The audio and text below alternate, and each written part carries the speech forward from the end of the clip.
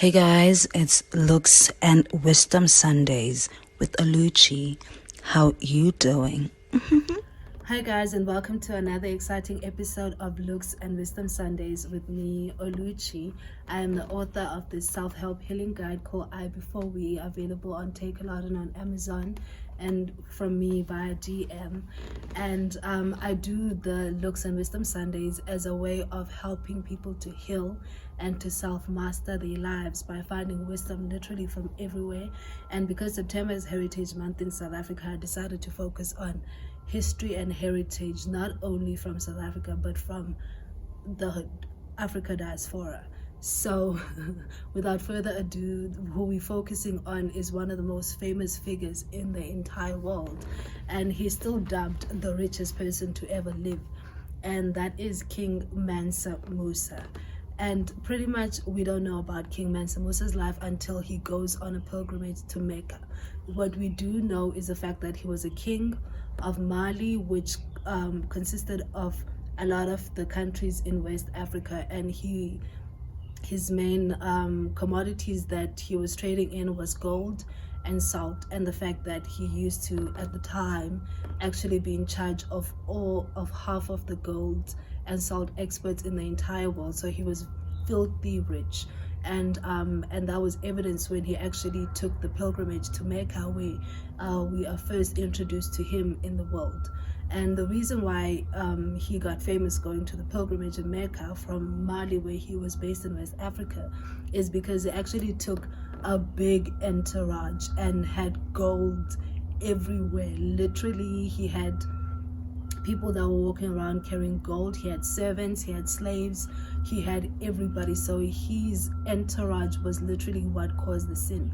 And everywhere he went, he would be giving away gold everywhere, to a point where actually every place that he actually passed, he caused inflation for like 10 years after his pilgrimage to Mecca, which took a whole year, 1 year.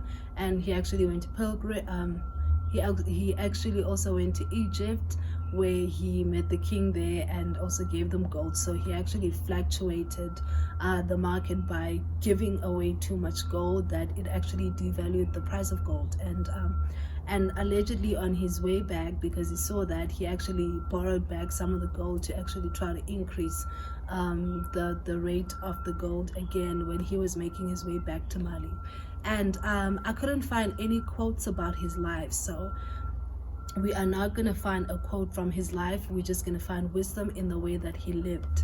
And one of the most important things about King Mansa Musa is the fact that all of his life is based around faith. So he's very much Islam, and he was a Muslim by today's standards. So he had his whole kingdom. Those who actually were Muslim could be Muslim, and everybody else who wasn't Muslim was also respected.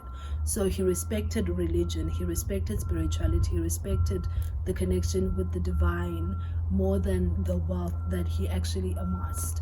So that was one of the first things that I learned from King Mansa Musa, was the fact that he was highly spiritual, very much like King Solomon in the Bible, but he was Mansa Musa. So his thing was religion, that when he came back from Mecca, he actually built temples. Actually, even on the way to Mecca, he was building temples for Islam members to actually praise and go and do their holy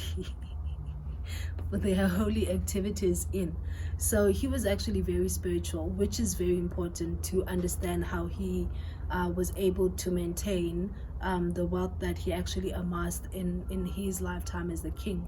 And the second thing that we know about Mansa Musa, apart from the fact that he was spiritual, was the fact that he actually was generous and took care of the people around him, so that no one around him was poverty stricken or was in need or anything like that. So everybody around him was taken care of.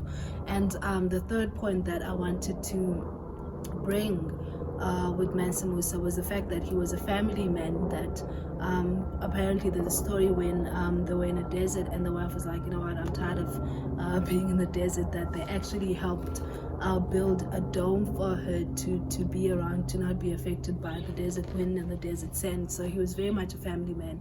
He was very much spiritual, which are the most important entities if you're trying to be wealthy. And the fourth thing that I wanted to bring about Mansa Musa is the fact that he valued education.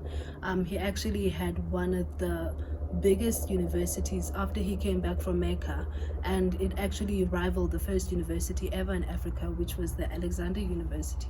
And I thought those were very important points. We don't find any information about him being oppressive to his people, neither to the slaves or to the different nationalities that come to be part of his kingdom. Religiously, he doesn't oppress them.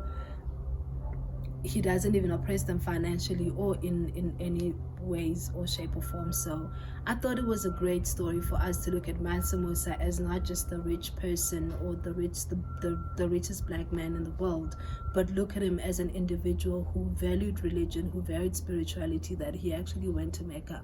Took him a year to go back and forth. And secondly, he was very much a generous human being and allowed other religions to exist within his Islamic state.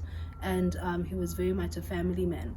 And I don't like making these things long, so I thought it was very important to just speak about Mansa Musa as a human being, not as the richest man ever to live.